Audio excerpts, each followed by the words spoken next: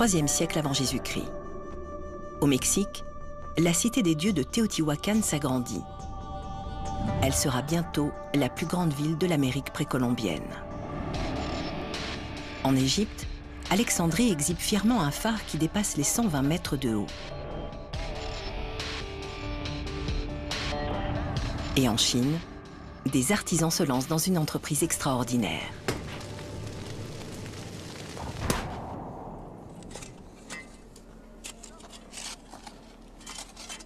Plus de 2000 ans plus tard, en 1974, des cultivateurs chinois creusent un puits près de la ville de Xi'an.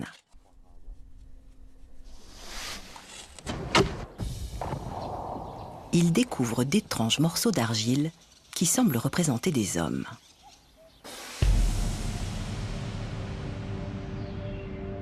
Une équipe d'archéologues chinois met au jour plus de 8000 soldats de terre cuite. Fantassins, archers, généraux, cavaliers, enterrés dans 3 fosses près du tombeau de l'un des personnages fondateurs de l'histoire de la Chine. Qin Shi Huangdi était un formidable stratège militaire et un conquérant sans pitié. Il régnait sur l'état du Qin depuis l'âge de 13 ans. Il a conquis peu à peu les autres royaumes combattants pour créer un seul et grand empire, la Chine. Avant sa mort, l'empereur s'est fait construire un tombeau gigantesque. Les archéologues cherchent encore un moyen d'y accéder sans le détériorer. Selon les mémoires historiques de l'écrivain Sima Qian, la nécropole renferme des canaux de mercure évoquant des cours d'eau. Et elle est décorée de nombreux objets précieux. Mais aucun texte ne mentionne cette armée statufiée. Pourquoi le premier empereur de Chine a-t-il fait sculpter et enterrer près de son tombeau 8000 soldats d'argile?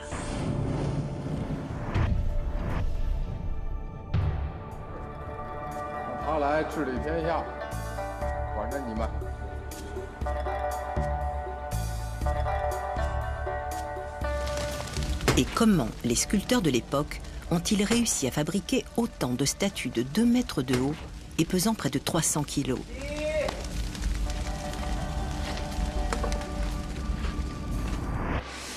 La prouesse est immense. Et même pour un empereur, l'entreprise a dû coûter une fortune. Des années de travail ont été nécessaires pour créer ces soldats plus grands que nature. Une entreprise démesurée, destinée à rester enfouie pour l'éternité.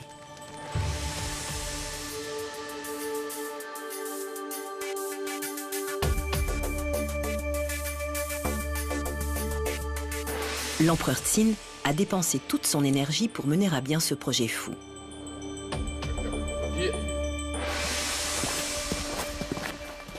À 200 km à l'ouest du tombeau de l'empereur, Qin Wangwei supervise les fouilles d'un autre tombeau qui lui apportera peut-être des réponses.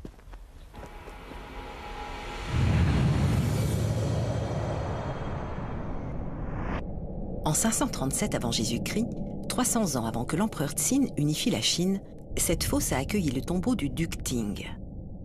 Il était le maître du petit royaume de Qin et l'ancêtre du premier empereur.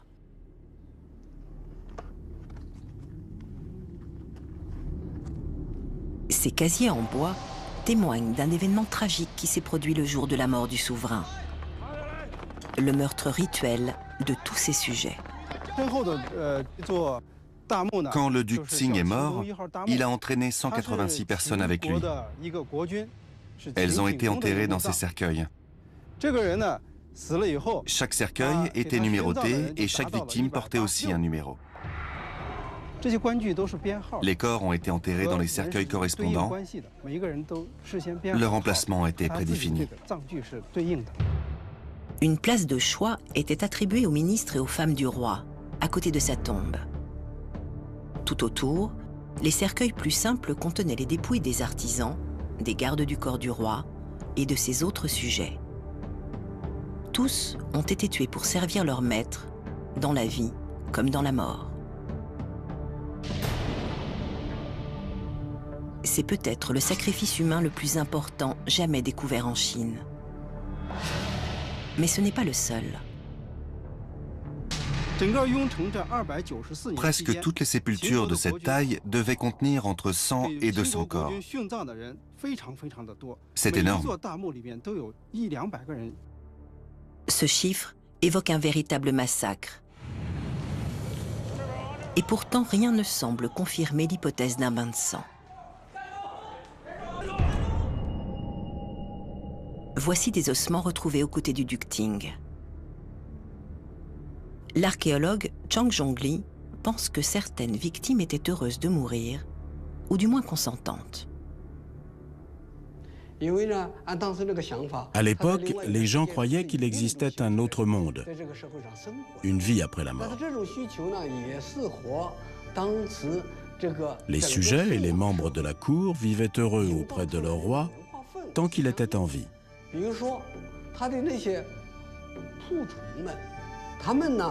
Ça leur semblait logique de le suivre dans la mort.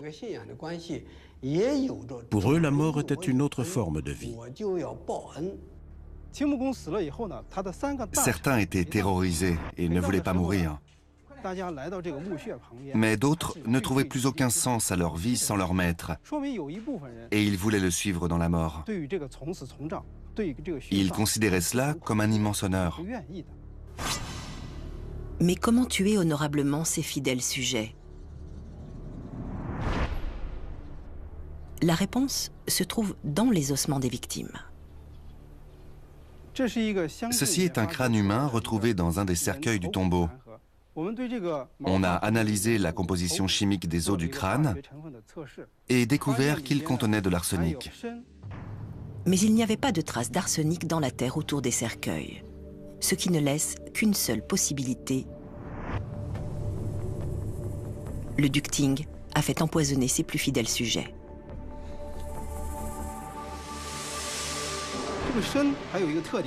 L'arsenic peut être dissous dans l'alcool.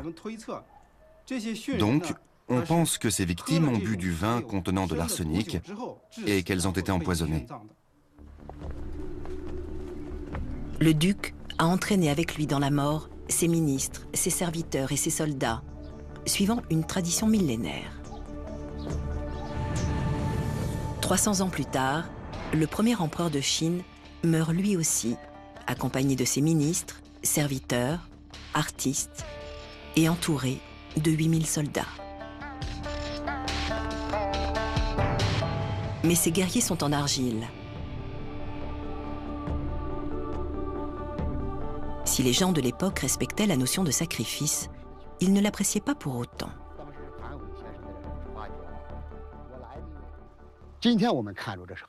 Aujourd'hui, on regarde le sacrifice comme quelque chose d'inhumain. Dans l'Antiquité, c'était aussi considéré comme inhumain. La plupart des ministres du roi ne voulaient pas mourir. Mais ils n'avaient pas le choix, sinon ils auraient commis un acte de trahison. Les us et coutumes les obligeaient à suivre leur souverain dans la mort. Ils considéraient comme un honneur de suivre leur maître, même si aucun d'entre eux n'en avait envie.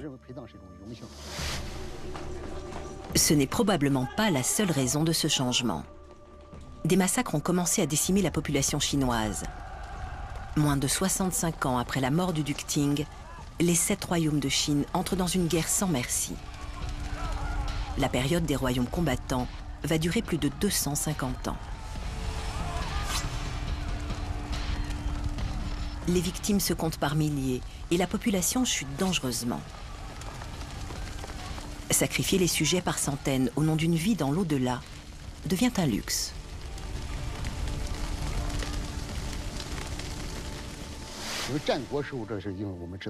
À cette époque, la vie a commencé à prendre de la valeur.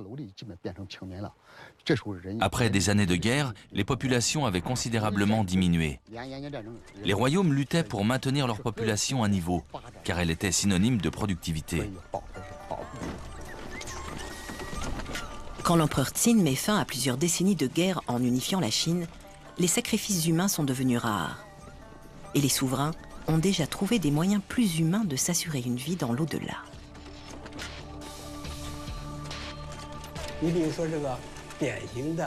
Dans un tombeau datant de 300 ans avant le premier empereur, on a trouvé des petites figurines en argile, certaines de quelques centimètres de haut seulement. C'est la preuve que ces poteries avaient commencé à remplacer les êtres humains comme objet de sépulture. Les tombeaux qu'on a découverts et qui datent de cette époque en comptent de plus en plus. Mais rien ne ressemble à ceci. L'empereur Tsin a donné une toute autre dimension aux traditionnelles figurines.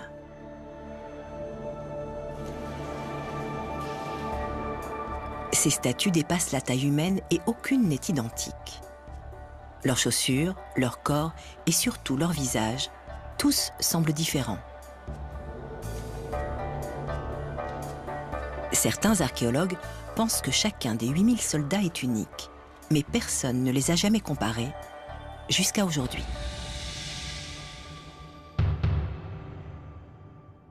À Wellington, en Nouvelle-Zélande, un spécialiste en reconnaissance faciale s'apprête à faire une toute nouvelle expérience.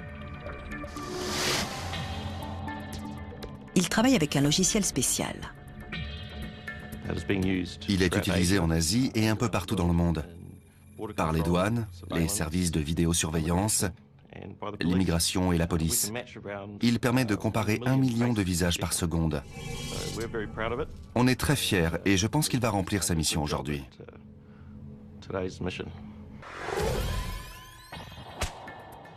Sa mission consiste à analyser les visages d'une centaine de soldats et de comparer les yeux, le nez ou la bouche pour tenter de trouver des sosies.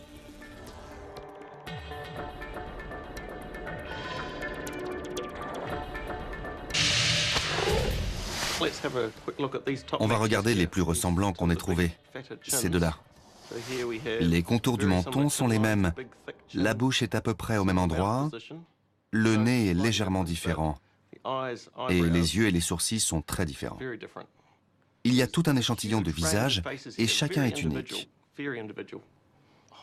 La forme de la tête est différente. La moustache est différente. Les yeux sont très différents. Celui-là a l'air triste. Regardez ses sourcils, il les fronce presque.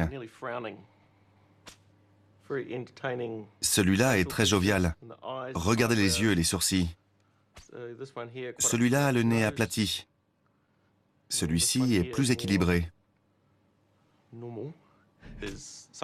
Il peut y avoir des similitudes entre les soldats au niveau du menton, de la bouche, du nez. Mais ils sont tous uniques. C'est vraiment fascinant, et je n'en reviens pas qu'ils aient réussi à faire autant de statues et qu'elles soient toutes différentes. 8000 soldats, tous uniques. On ignore s'ils sont à l'image des vrais soldats de l'empereur ou s'ils sont le fruit de l'imagination. Mais une chose est sûre, sculpter 8000 statues aussi détaillées une par une est un travail titanesque.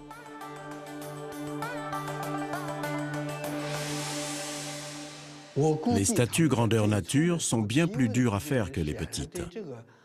Celui qui a eu cette idée ne devait pas soupçonner que ce serait aussi difficile. En 221 avant Jésus-Christ, 8000 statues, toutes différentes, sont censées être prêtes le jour de la mort du premier empereur de Chine. Les artisans se mettent immédiatement au travail. Mais aucun n'a jamais sculpté de statue en argile de cette taille. Ils avancent en terrain inconnu. Deux hommes comprennent mieux que quiconque ce qu'ont dû vivre les sculpteurs de l'empereur. Chang Binzhuo et Ang Pingche sculptent des soldats en terre cuite. Leur atelier produit des milliers de copies chaque année. C'est un commerce florissant qui nourrit une fascination mondiale pour le mausolée de l'empereur Tsin.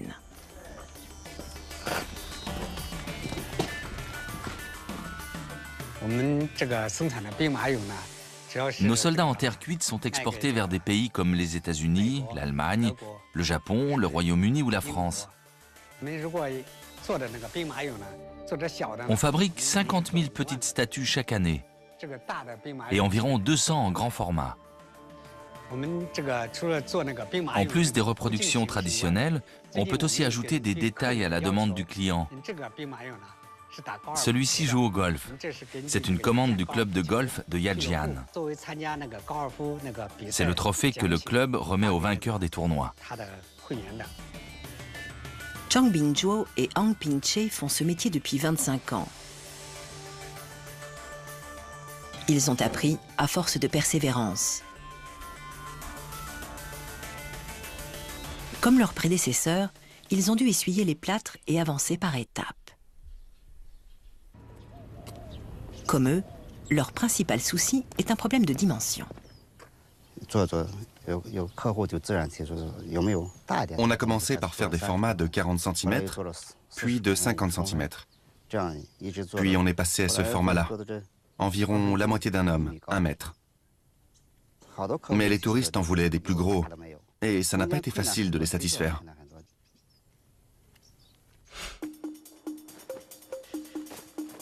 Règle numéro 1, utilisez la bonne argile.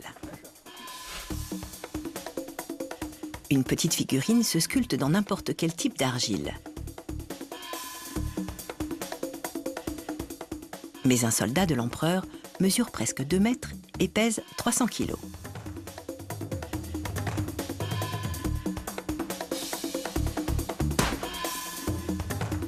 Il faut une argile assez dense et humide pour rester solide quand elle perd son eau au séchage, mais suffisamment aérée pour lui permettre de sécher.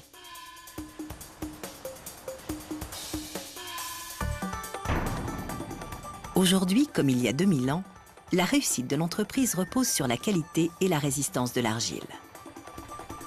Chang Bingzhuo a cherché dans tout le pays et a fini par trouver la terre glaise idéale à 17 km des soldats enterrés.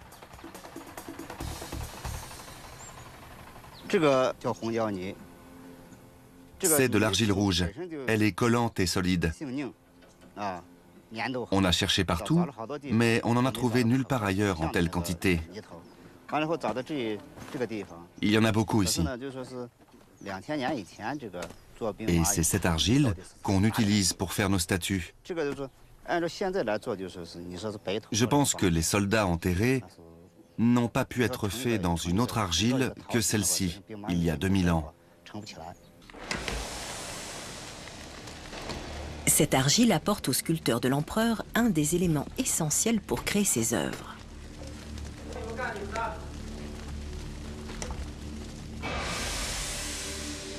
Reste à trouver un moyen de fabriquer les statues par milliers, et le plus vite possible. L'empereur Qin est mort en 210 avant Jésus-Christ, seulement 11 ans après avoir commandé son armée de terre cuite. Pour réussir à les terminer avant sa mort, les artisans ont dû en fabriquer plus de 700 par an. C'est le triple de la production annuelle de l'atelier de copie. Comment les artisans de l'époque ont-ils fait? Des indices se cachent aux côtés des guerriers.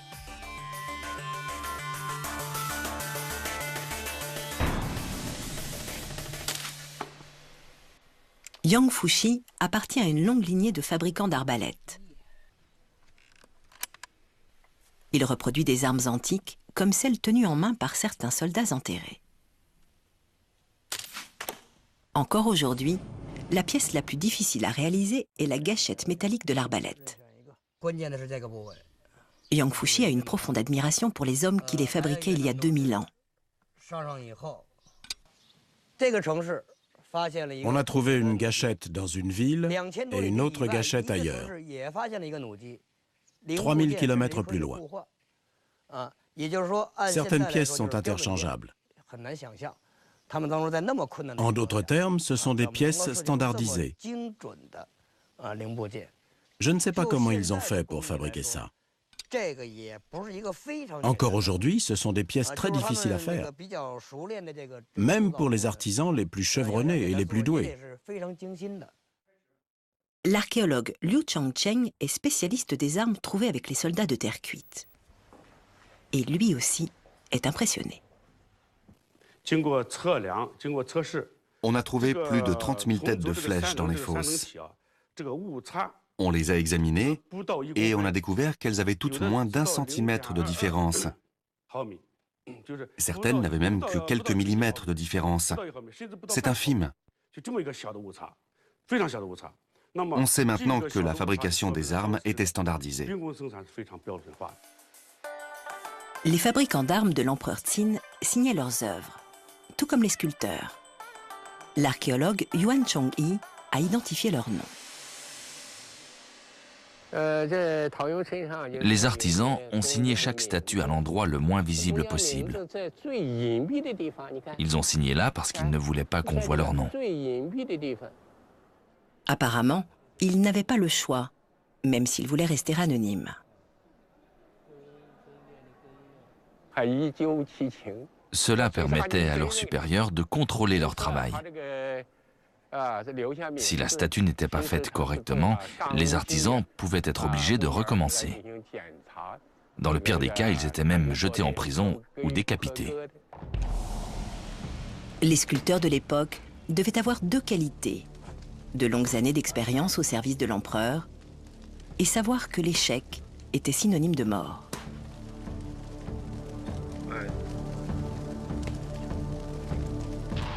De quoi trouver rapidement le moyen de créer 8000 soldats imposants en seulement 10 ans.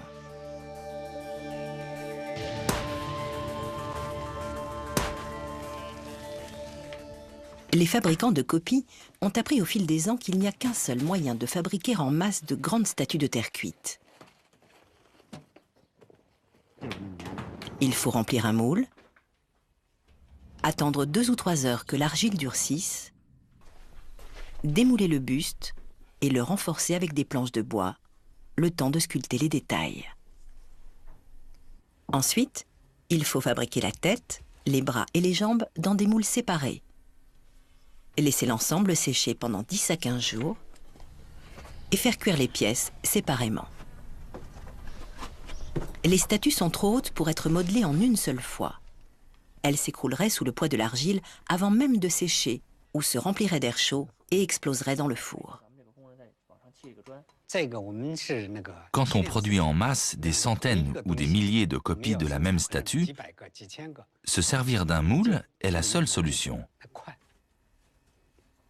Les archéologues pensent aussi qu'il y a 2000 ans, les artisans du premier empereur savaient qu'un moule était le secret de la production de masse.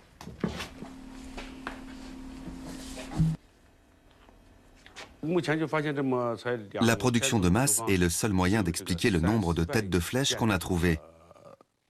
Il y a très peu de différence entre elles. Je pense qu'ils se servaient de moules pour produire en grande quantité des têtes de flèches pratiquement identiques. Les sculpteurs de l'empereur ont produit ces statues en masse grâce à des moules, comme les fabricants de copies aujourd'hui. L'énigme semble donc résolue. Mais non. Ce buste cassé nous apprend beaucoup de choses sur la façon dont ces soldats ont été faits.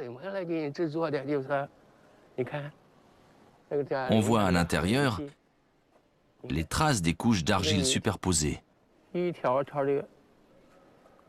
On voit très nettement que l'argile a été roulée et superposée.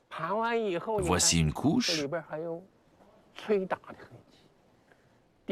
une autre couche. Une couche après l'autre, la statue a été montée. Regardez. Une couche, une couche, une couche, superposée ainsi à partir du bas. C'est comme ça que les soldats ont été fabriqués.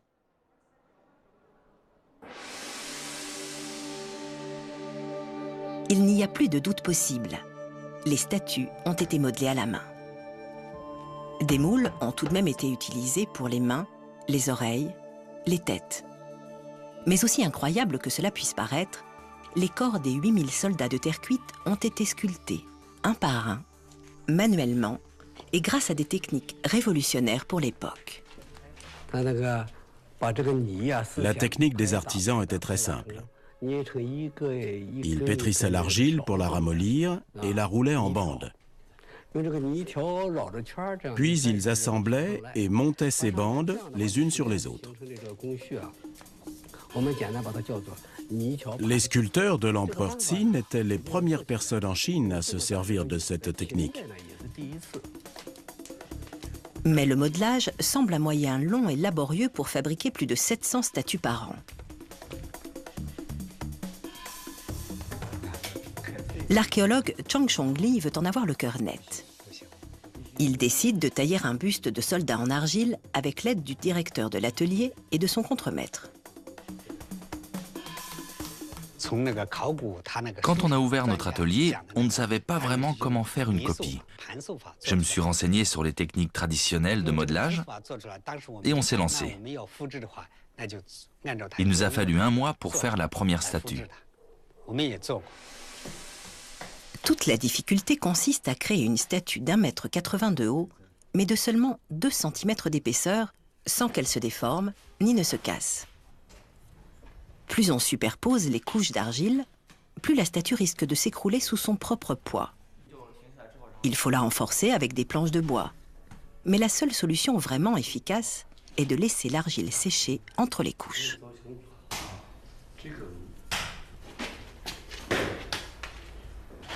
Il faut donc suspendre le travail, mais pas trop longtemps pour éviter que l'argile ne se fissure.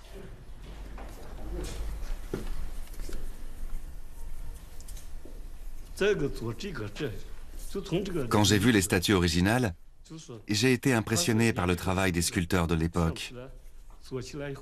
Ma première statue s'est effondrée 3 ou 4 fois. Aujourd'hui, sculpter un soldat à l'aide d'un moule prend 10 à 15 jours. En modeler un à la main peut prendre 1 mois entier. Et pourtant, malgré la lenteur du processus, les sculpteurs de l'empereur ont préféré la technique du modelage à celle du moulage. C'était le seul moyen de réaliser 8000 statues, toutes différentes les unes des autres.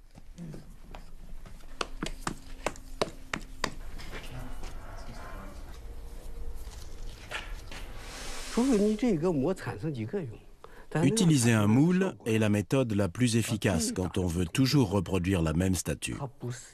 Mais ce n'était pas ce que voulaient les sculpteurs de l'empereur. Avec la technique du modelage, on peut faire des statues différentes, plus grosses ou plus minces, plus grandes ou plus petites. L'idée était de fabriquer un groupe de soldats semblable à des humains. Mais les délais imposés par l'empereur Qin sont serrés. Il faut accélérer la cadence. Et pour cela, l'empereur n'a qu'une solution. Les archéologues pensent qu'il a fait sculpter son armée de terre cuite de la même façon qu'il a fait construire son tombeau gigantesque, en multipliant la main-d'œuvre.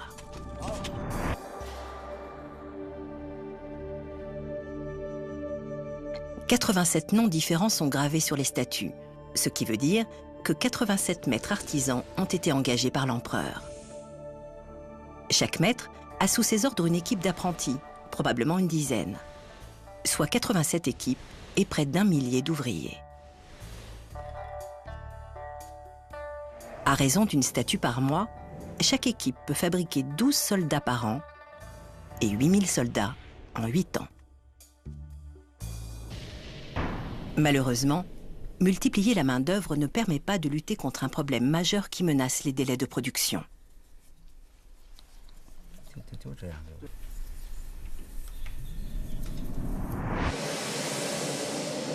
Dans le nord de la Chine, les températures chutent en dessous de 0 degré en hiver et montent à 35 degrés de moyenne en été.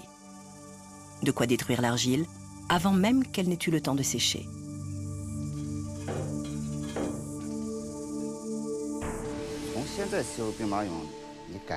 D'après mon expérience, je pense que la technique de modelage utilisée il y a 2000 ans ne pouvait pas fonctionner par des températures aussi extrêmes.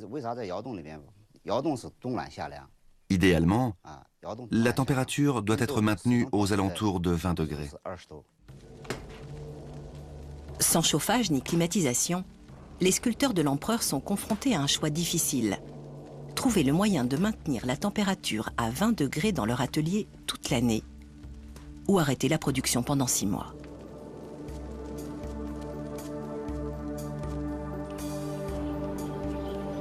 Zhang Bingzhuo a sa propre théorie sur la question.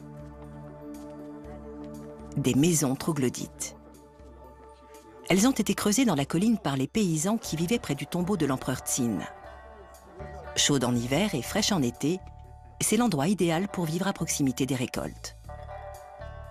D'après Zhang Bingzhuo, c'est aussi le lieu parfait pour fabriquer les guerriers de terre cuite. En été, la température extérieure peut atteindre une trentaine de degrés. À l'intérieur de la grotte, elle reste à 20 ou 25 degrés. Et en hiver, il peut faire moins 10 à l'extérieur, alors qu'à l'intérieur, il fait entre 15 et 20 degrés. Les ouvriers sculptaient les soldats dans ces maisons troglodytes, puis ils les faisaient cuire en fermant l'entrée de la grotte et en la transformant en four. Ils faisaient cuire les statues à l'intérieur.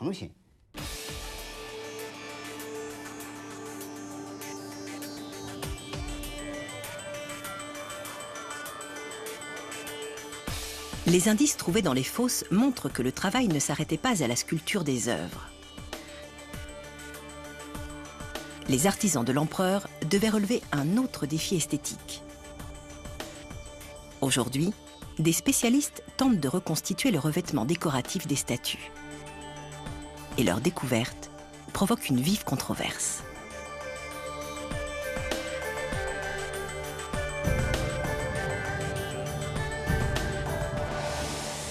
Depuis la mise au jour des premières statues en 1974, les techniques de restauration ont considérablement évolué.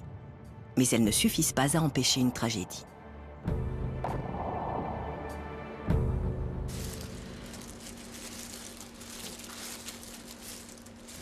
Lors de leur exhumation, les soldats portaient des traces de couleurs. Mais ces couleurs ont disparu en une semaine, parfois même en quelques minutes.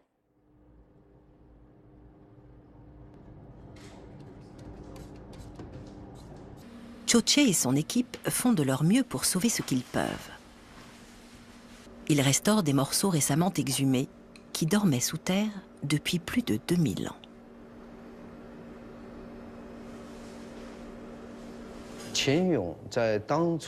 Quand l'armée de terre cuite a été enterrée il y a 2000 ans, c'était une armée très colorée.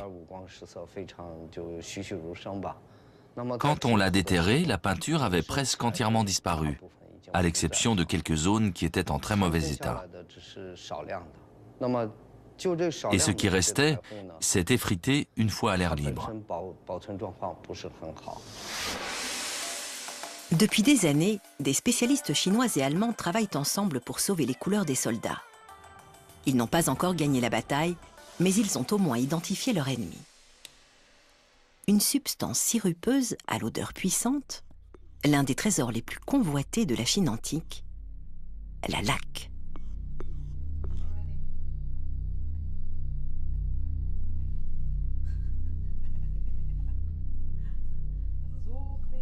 D'après la restauratrice allemande Katharina Bleinsdorf, les 8000 soldats de terre cuite ont tous été recouverts de laque, de la tête aux pieds. La laque est une matière très stable. Et dans l'Antiquité, on savait qu'elle pouvait durer des siècles, voire plus encore. Donc il y avait des raisons techniques à ce choix, mais aussi des raisons esthétiques et symboliques. Il y a 2000 ans, la laque était une substance rare et très recherchée.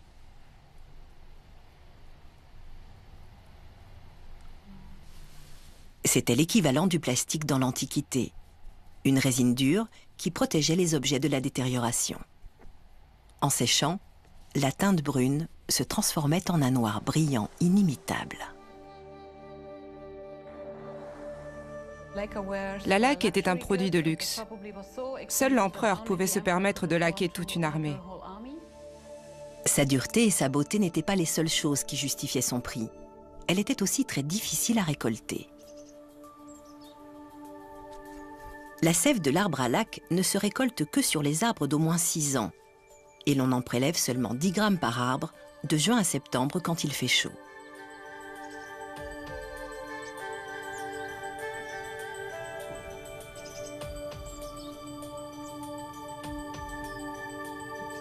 Certains experts estiment qu'il faudrait 25 arbres pour laquer un soldat de terre cuite. Il en faudrait donc 200 000 pour laquer la totalité de l'armée d'argile.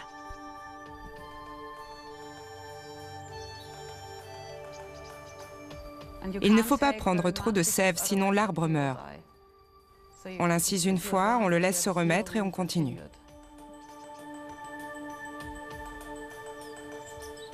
L'arbre à laque et le sumac vénéneux sont des espèces très proches.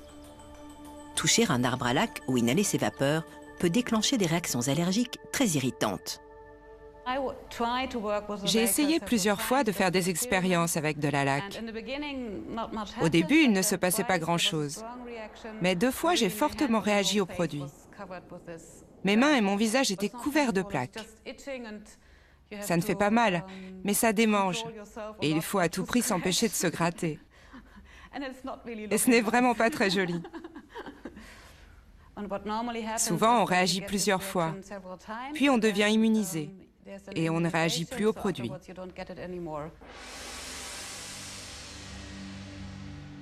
Il y a 2000 ans, les sculpteurs de l'empereur n'avaient pas d'autre choix que de s'exposer à la laque.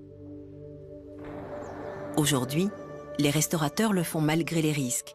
Ils savent que la laque est la clé pour tenter de préserver la couleur des statues.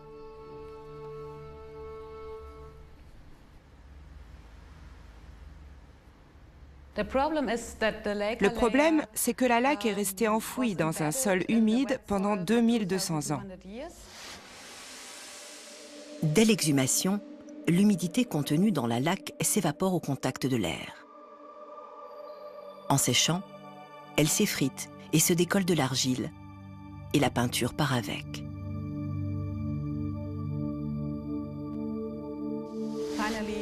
Les couches de laque s'écaillent, et il n'y a aucun moyen de les reconstituer sur la terre cuite. La seule solution est de fixer la laque sur l'argile en remplaçant l'eau qu'elle contient par une substance qui ne s'évapore pas. Des scientifiques allemands font un essai avec quelques fragments en les recouvrant d'un plastique utilisé pour étanchéifier les canalisations. Puis, à l'aide d'un accélérateur de particules, ils bombardent le plastique d'un faisceau d'électrons qui permet d'évaporer l'eau et de fixer le plastique à la laque. Mais les archéologues ont trop peu de temps sur le terrain pour utiliser ce procédé. On espère trouver une méthode simple et bon marché, facile à mettre en œuvre au moment des fouilles et qui permettra de conserver la laque dès l'exhumation.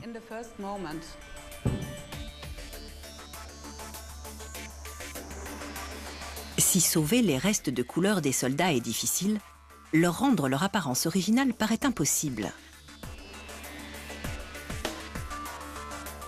Les seuls indices dont disposent les chercheurs sont des morceaux décolorés, des écailles de peinture mélangées à la terre et d'anciens rapports d'exhumation. Après des années de recherche, Katharina et son équipe ont tout de même réussi à reproduire 2 répliques qu'ils jugent fidèles. Elles sont exposées dans un musée à Munich.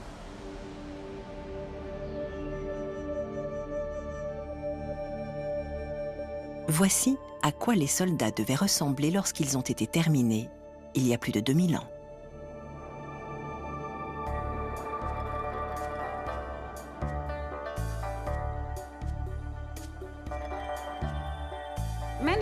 Beaucoup de gens sont surpris. Ils ne s'attendent pas à ce que les statues soient si colorées. Et d'autres sont vraiment choqués. Ils aimaient bien la version en terre cuite. Et ils sont troublés par cette nouvelle apparence. Les gens me demandent souvent, mais vous êtes sûr qu'ils étaient vraiment comme ça? C'est le résultat de nos recherches, donc on est assez sûr de ce qu'on avance. Il va falloir que les gens s'habituent, parce que bien sûr, on ne va pas les repeindre dans une autre couleur.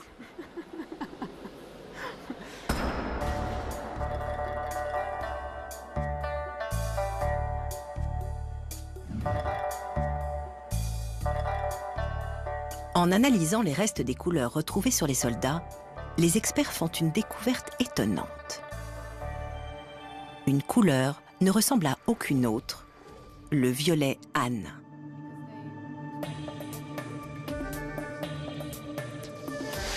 Des chercheurs de l'université de Stanford en Californie l'étudient dans un centre de rayonnement synchrotron, une installation de très haute technologie pour explorer la matière. Les scientifiques passent des fragments du violet Han sous un rayon de lumière plus brillant que le Soleil. Ils veulent connaître la structure qui compose ce pigment. Voilà, ça c'est la première preuve concrète. Chiryu, Apurve Tameta et Nobumushi Tamura sont physiciens et ils tentent d'élucider un mystère archéologique. On est en train d'analyser un amas de pigments de violet Han, d'environ 50 microns sur 50 microns, soit la taille d'un cheveu. C'est un échantillon minuscule, mais il nous apprend beaucoup de choses. Le violet Han est l'un des 2 pigments entièrement artificiels produits par l'homme avant Jésus-Christ.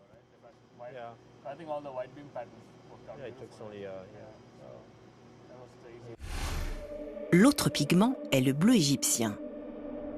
Il a été créé par les chimistes des pharaons plusieurs siècles avant que la route de la soie n'ouvre le commerce entre la Chine et l'Occident. On soupçonne un transfert de technologie entre l'Égypte et la Chine à cause des similitudes entre ces 2 pigments. C'est très important en termes de développement et de communication entre 2 civilisations. Le rayonnement synchrotron confirme que le violet Han et le bleu égyptien partagent les mêmes ingrédients à 2 exceptions près. Le bleu égyptien contient du calcium et le violet Han contient du barium. Les Chinois ont également ajouté un ingrédient jamais utilisé par les Égyptiens, de l'oxyde de plomb. C'est la preuve que les Chinois ont inventé le violet Han indépendamment des Égyptiens et qu'il n'y a pas eu de transfert de technologie. Cela nous montre que la technologie utilisée pour fabriquer ce pigment est unique. L'origine du violet Han ne se trouverait pas dans l'art ou dans la science, mais dans la spiritualité. Ce costume funéraire a été conçu pour un grand dirigeant chinois enterré peu de temps après les soldats de terre cuite. Un costume fait de milliers de pièces de jade. Il y a 2000 ans, l'élite chinoise croyait que le jade les rendait immortels. Elle payait des alchimistes pour trouver sa formule et le fabriquer artificiellement. Les alchimistes ont donc créé une imitation du faux jade, à base de barium et de plomb, les 2 principaux ingrédients du violet Han. En cherchant les secrets de l'immortalité, ils ont peut-être inventé cette couleur. Le faux jade et le violet Han semblent partager un destin commun.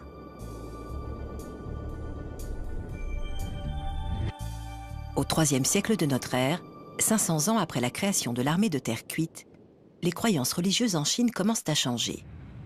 Les gens ne se font plus enterrer dans du jade pour accéder à l'immortalité et le faux jade disparaît. Le violet Han disparaît exactement à la même époque et n'a jamais été fabriqué à nouveau.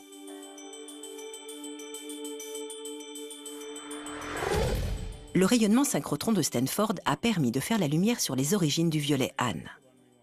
De l'autre côté des États-Unis, un appareil tout aussi puissant a également analysé cette couleur et révélé son immense potentiel.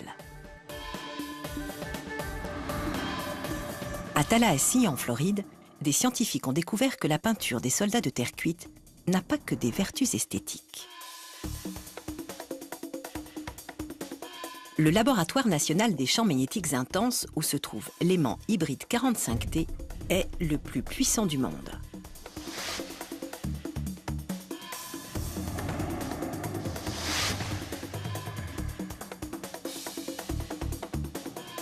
Eric Palm, le directeur du laboratoire, fait une démonstration de la puissance de la machine. Si j'approche ce joint en acier de l'aimant, vous allez voir qu'il va immédiatement être attiré par l'aimant. L'énergie emmagasinée est égale à 20 bâtons de dynamite. C'est assez dangereux pour qu'on ne laisse personne d'inexpérimenté s'approcher de l'aimant. On ne permet pas les visites touristiques. On a trop peur qu'il y ait un accident.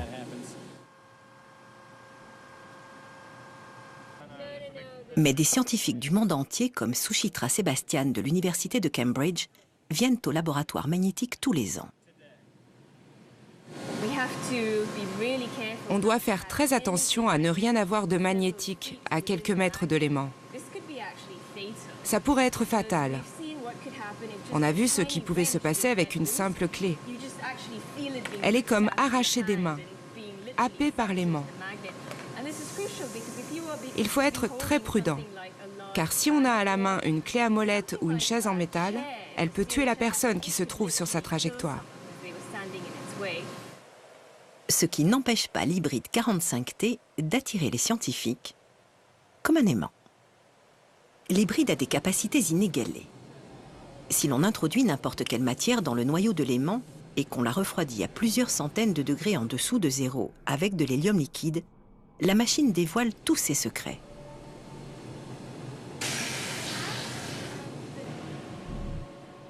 En 2006, Suchitra Sebastian et Neil Harrison ont placé des fragments de violet âne dans le noyau de l'aimant. Et ils ont fait une découverte extraordinaire. À l'intérieur de l'aimant, les molécules de violet âne se sont changées en une onde magnétique.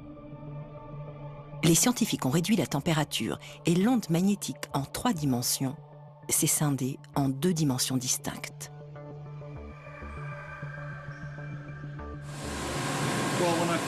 Quand j'ai vu ça, je n'en croyais pas mes yeux. On ne s'y attendait pas du tout. C'était une découverte étonnante. Une percée qui pourrait changer le monde. Étudier le passage de 3 à 2 dimensions pourrait améliorer la qualité des supraconducteurs.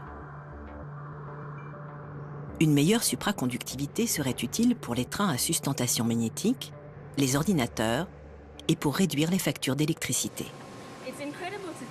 C'est incroyable de se dire que ce matériau qui existe depuis 2000 ans, qui a été créé par des chimistes chinois et qui se trouve sur cette armée de terre cuite depuis toutes ces années, vient d'être redécouvert.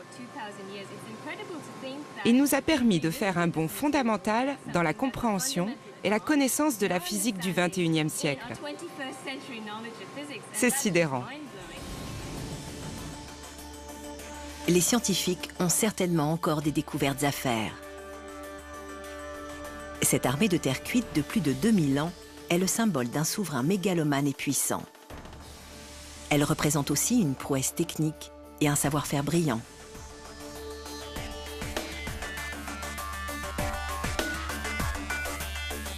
Mais le mausolée de l'empereur Qin renferme toujours de nombreux secrets.